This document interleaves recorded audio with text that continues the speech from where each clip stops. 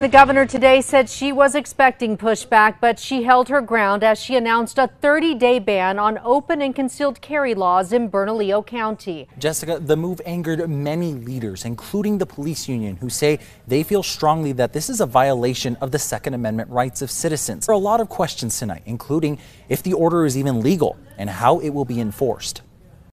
No one right now in New Mexico, and particularly in Albuquerque, is safe in a movie theater, at a park, at a school, at a grocery store, at an Isotopes game. The governor's public health order states gun violence and drug abuse statewide has caused a health emergency. It then lists orders, including stating no person other than law enforcement officers or licensed security officers shall possess a gun openly or concealed in public, in counties averaging more than 1,000 violent crimes per 100,000 people. Meaning this would only apply to Bernalillo County, which the governor also pointed out has a high number of emergency room visits for gun injuries. And she says she's had enough with children being killed. But I have to take a tough, direct stand where basically I'm just ignoring the fact that we lost an 11-year-old. The governor says she knows criminals won't listen to this order, but she hopes the public will and start reporting gun crimes. She says it will be enforced by state police as a civil offense, which she acknowledges may be tough to carry out. The purpose is to try to create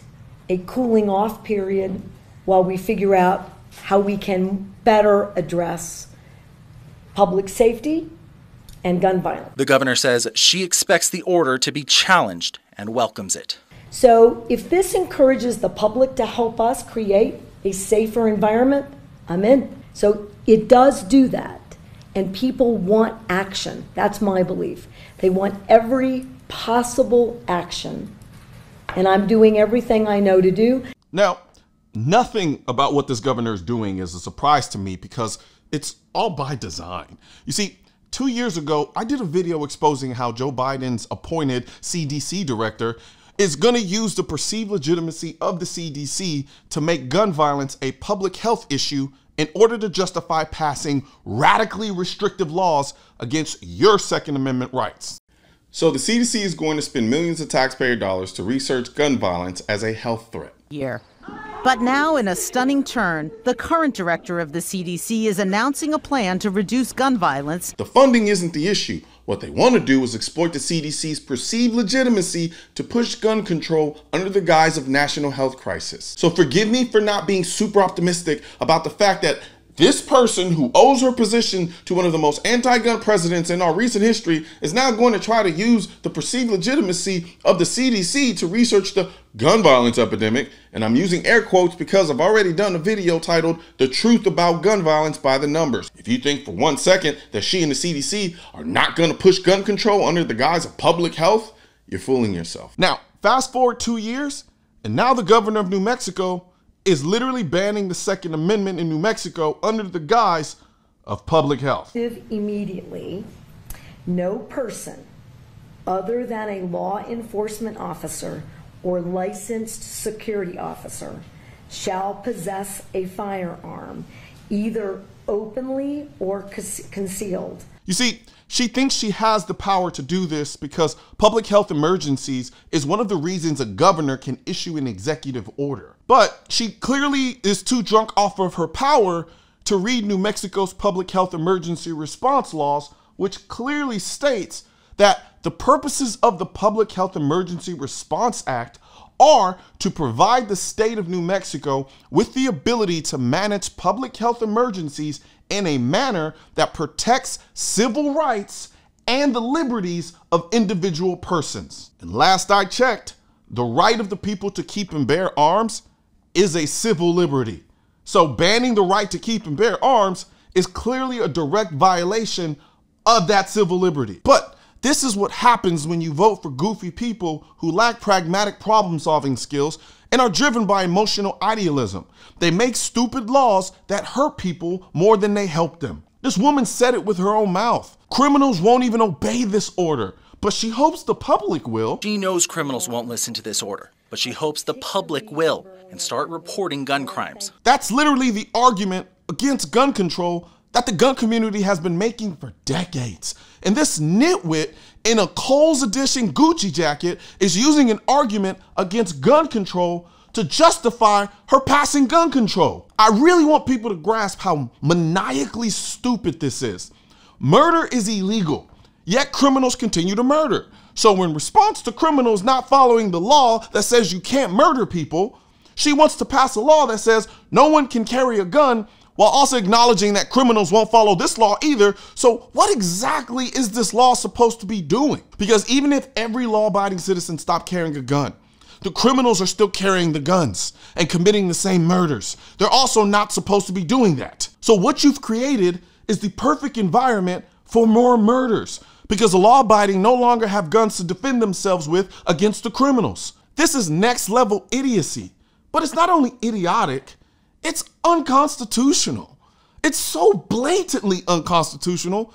Even the sheriff of the county where this order is supposed to apply is like, nah, I want no parts of this dumb shit. While I understand and appreciate the urgency, the temporary ban challenges the foundation of our Constitution, which I swore an oath to uphold, Sheriff John Allen said. I am wary of placing my deputies in positions that could lead to civil liability conflicts, as well as the potential risk posed by prohibiting law-abiding citizens from their constitutional right to self-defense. Now, here's the kicker.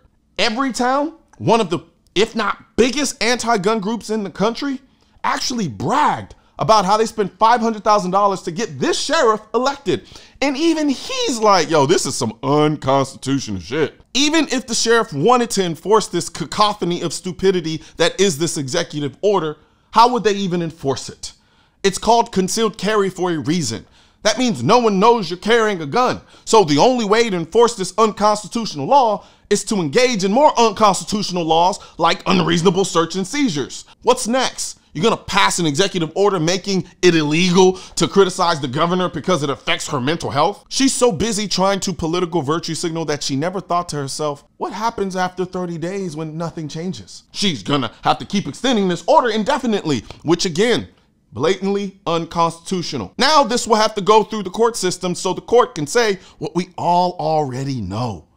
But she already knows it too. She just doesn't care. Because this is not about saving lives. It is about pushing an agenda. That is why, in one breath, she can say this. Understanding is there wasn't a limit on when in a pregnancy a woman could receive an abortion. Have you set any limit on There are no limits. So for us, that's very controversial. It can be. And then in another breath, tell the same woman that she can't carry a gun to protect her life. She can scream this all day long. Don't discriminate against me and keep your hands off my body. But her executive order just created the perfect conditions for criminals to put their hands all over a woman's body, because you just took away that woman's ability to do anything about it except be a victim, because you took away her Second Amendment right. That is the purest definition of cognitive dissonance. But then again, this is the same woman whose political committee paid an additional $87,500 as part of a settlement with a former campaign staffer who accused her of grabbing his genitals during her candidacy for governor. Do with that information what you will. As I said before, she knows this order makes no sense and is unconstitutional. She just wants to project her self-established virtue. She essentially said it herself. In the conference, Lujan Grisham admitted she expects a legal challenge, saying that showing a little courage, even when the clarity of that courage will be challenged, is worth the fight. Courage? There's nothing courageous about someone who has private security telling everyone they can't carry a gun to protect themselves, especially when you've already admitted that criminals are running amok in your state. That is not courage. That's tyranny. That is tyrant behavior. It is the complete opposite of courage. Now, even though I live in Texas, this is personal for me because I'm in New Mexico a lot. It's where I've done a lot of my training, and because I drive there from Texas, I get to experience a good portion of New Mexico. So, just like Texas, I want to keep New Mexico tactical, along with the rest of the country. This is why I came out with the Keep America Tactical collection, like this hat and shirt that I have on right now. But the Keep America Tactical collection comes in every state. And for the next 3 days, I'm going to give 15% off anyone who purchases a Keep America Tactical shirt, hat, drinkware, sticker, what have you, when you use the code KAT at checkout at shop.mrcolionnoir.com. So Head over to shop.mrcolionnoir.com and take advantage of your 15% off of the Keep America Tactical collection. Right now, there's a culture war against the Second Amendment, which is why I need your help spreading our message to counter their message. You can help do this by leaving a comment, sharing this video, and click the bell and subscribe button. Let my voice be your voice and let them know you want to keep America tactical, because the right to keep and bear arms shall not be infringed wasn't a suggestion, it was a directive. Also, if you're wondering where to purchase your AR-15s are essential, I will not comply. I am the militia, the new Draco design, and your state-specific Keep America Tactical shirt. Click the link under the Keep America Tactical in the description section of this video. Or if you're watching this on mobile, tap the small triangle on the lower right-hand side of this video and click the link in the description.